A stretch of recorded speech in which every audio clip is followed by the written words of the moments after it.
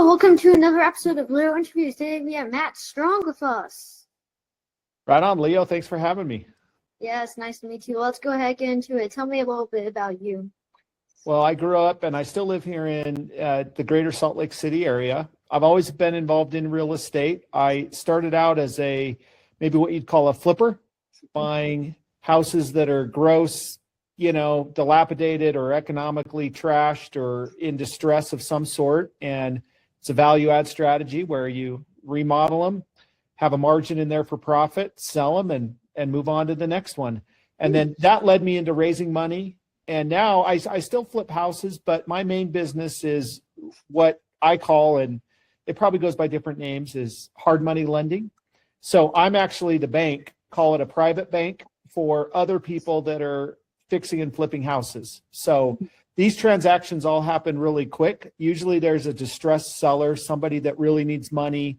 Their house is maybe not in great shape. And my customers, my borrowers, they need the money to jump on those opportunities quick because they usually get a discount on the house if they can move fast. And so I provide the funds in the form of a loan for them to acquire and buy the house so that then they can flip it. Mm-hmm. Cool. Tell me a little bit more about that. So take a lot of times you'll hear this, and there's been some popular TV shows over the years like Flip This House, or there's quite a following that happens there. But the simple thing is, you're looking for value, and you've probably interviewed other people that do this in other ways. Maybe they're buying a business that's maybe not operated the right way, and then they have better management, and then they sell it for more money later. Or maybe it's an apartment building that's vacant. A vacant apartment building is not going to be worth as much to an investor as one that's fully rented with the income coming in. And, the strategy with a fix and flip for the real estate investor doing that is they're finding an opportunity. I'll just give you a numerical example. This may not be exactly a real life scenario, but it will give you an idea. Say someone finds a property that's worth that they could buy for $300,000, but that home maybe needs a basement finished, it needs a new kitchen, it needs new bathrooms, it needs a new roof, it needs new whatever. And so they then have a budget, say it's going to cost them $70,000 to remodel it. And if you're trying to do this to make money, the final value of the home after it's remodeled needs to be worth a lot more, right? Mm-hmm. And so typically, maybe in this example, they'll know by their market research and looking at comparable homes in the neighborhood that if they put in that $70,000 to remodel it and get the new kitchen, the new flooring, the new roof, the new modern features, it'll be worth, say, $500,000. So they have to execute on it. They have to do the work, put in the money, and get it to a point where it's at current market standards for max value for that neighborhood. And then they sell it for $500,000. And then their whole goal is maybe on this one, they make $40,000.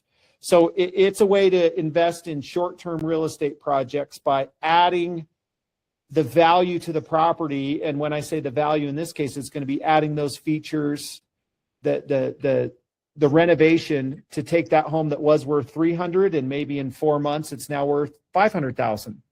And so a lot of my borrowers are out finding distressed or discounted real estate opportunities that need a quick buyer, and they have the vision to see what it could be. And that's what I really love about it is you take something that's worth less now, you improve it through your work or hiring someone else to do it, and then it's worth a lot more. And if you're going to keep doing it, you obviously need to build in a buffer where there's some profit for you so that it's worth your time and effort. What is your biggest challenge and how did you overcome it? That's a great question. And it's been a different challenge over the years, depending on which stage you're in. But a lot of times it comes down to opportunity and money. When I say that, I'm always looking for borrowers that need my funds to buy the house. And then sometimes I have more borrowers than I have money for. So sometimes the challenge is finding more investors that believe in what I'm doing, that want to help me invest and provide loans to the people that are finding properties. So there's a market for everything. You know, there's a market for my borrowers that are out finding the houses, which sometimes can be really challenging. And then sometimes there's a challenge in finding the money. And for sometimes people starting out, the challenge is both. They don't know where to start, they don't know where to find the houses, and they don't know where to find the money. So I'd say in real estate, in my world, that's always an ongoing challenge, is to always get in front of the right borrowers that need my services.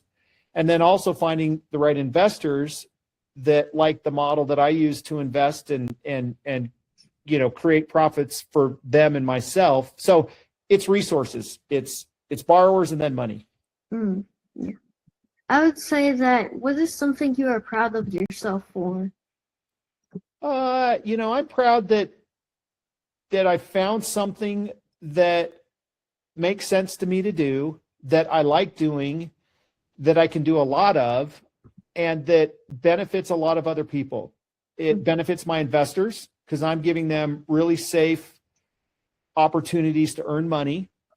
It benefits my borrowers because they're getting money from me, and it's a friendly way. I'm easy to work with. And then also, you know, we are benefiting a future homeowner that's going to get that house that's been remodeled and stuff like that. And so I'd say that's what I'm most proud of, is I do find something that I think I've gotten to be pretty good at. It benefits a lot of people. It obviously benefits me, and it's challenging. You know, it's not necessarily challenging to maybe do one loan or one deal at a time, but it's really challenging to scale it and to do 100, you know, and to keep track of all of it, and to develop different systems and processes and a business plan to maintain it. But it's worked for me for about 20 years. And so I'm proud of that. Cool. I would say that, what is the way you think we can all change the world? Say that question one more time. What is one way you think we can all change the world? Well, everyone's different.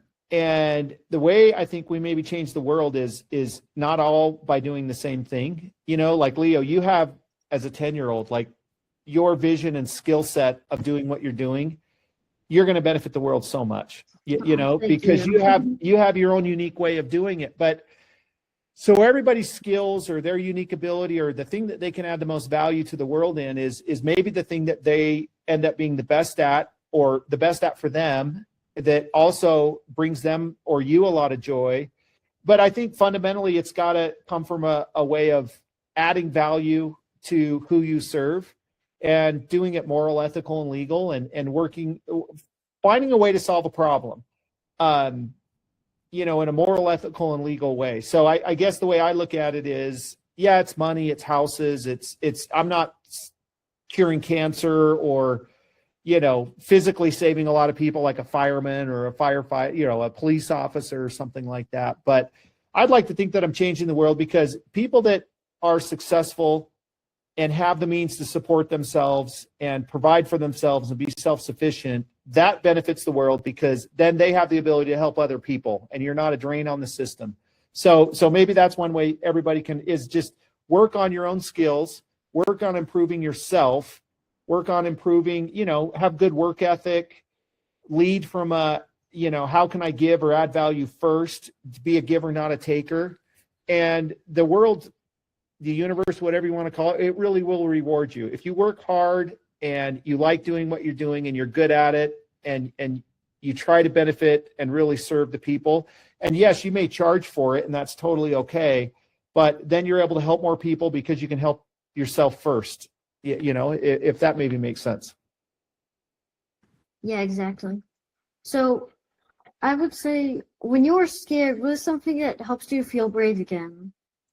That's a really good question. I look for mentors or people that have maybe been where I was at, and maybe it's not the same situation, but you know, when you just said that, I think of the story of Louis Zamperini, and they made a movie out of a book that was written about him called Unbroken.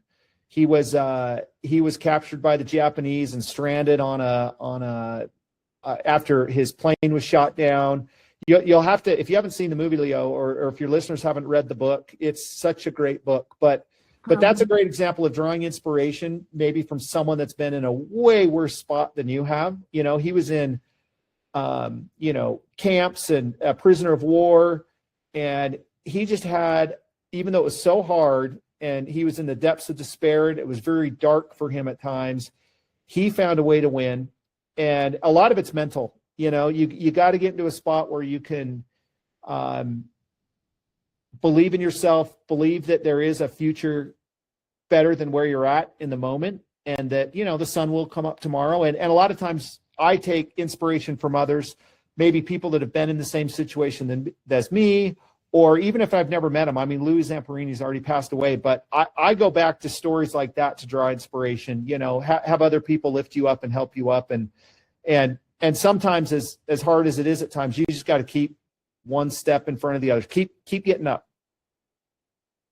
Yeah, exactly. So what advice would you give to your younger self? My advice to my younger self would honestly be what you're doing now, is try to learn as much from other people, and try to learn as much from other people of doing different things, because sometimes it's hard to figure out what it is you're really good at or what do you want to do. As far as when I got into be, more an adult and a professional, I would look for mentors, especially in the area that you're interested in. Like Leo, I mean, for you, other interviewers on podcasts or YouTube videos like Evan Carmichael, or I mean, I could go on and on and on about other people. Like, see if you can get them on to learn how you can make your show better. How, you're already asking amazing questions, but how you can do it better. How can you grow your audience? So whatever arena you're in, whether it's health or business, find those mentors as early on as you can. Tony Robbins has a saying, success leaves clues. So don't try to recreate the wheel. Find those people that can help you to get further quicker. And now with the internet and AI, you can almost create your own. And YouTube University, learn as much as you can. Don't worry about failing. Be curious. And so I guess, Leo, to give you props, I would go back and try to be like you a little bit more. I was not doing anything like this at 10 years old. Well, that's going to be it for today's episode. But before we end the video, is there any last words that you may want to say to viewers? Well, if you haven't already subscribed to Leo's channel, definitely do it. Be out there and learn as much as you can. Be curious about the world. And then when you find something that you like, that you're good at, stick with it. I mean, chasing money is not always the best thing. The best result in life is when you can find something that you really like doing that will reward you financially, that will also give you the quality of life that you have with your family, and just enjoy the journey. Mm-hmm. That's going to be it for today's episode. But we actually have one last question. So this is going to be the best question ever of the entire show. So are you ready? I'm ready. I'm a little nervous, Leo. Okay. If you could describe your bed in one word, what would it be? Uncluttered, simple, made as soon as I get out of it, always clean, and hopefully me deeply sleeping in it for at least 7 to 8 hours every day. Oh, I mean, honestly, who doesn't? Whose bed isn't comfortable, Yeah, well, probably some people's aren't. True. I mean, a person's bed could probably be a cement brick for all we know. They're like, Yeah. Oh yeah, it's pointy, it's sharp, it has spiders, Anyway. Well, yeah. Mm-hmm. That's gonna be it for today's episode. Guys, make sure to like, subscribe, turn on notifications so you guys get notified when I do make a new episode. But until next time, guys, bye. See ya. Thanks, Leo.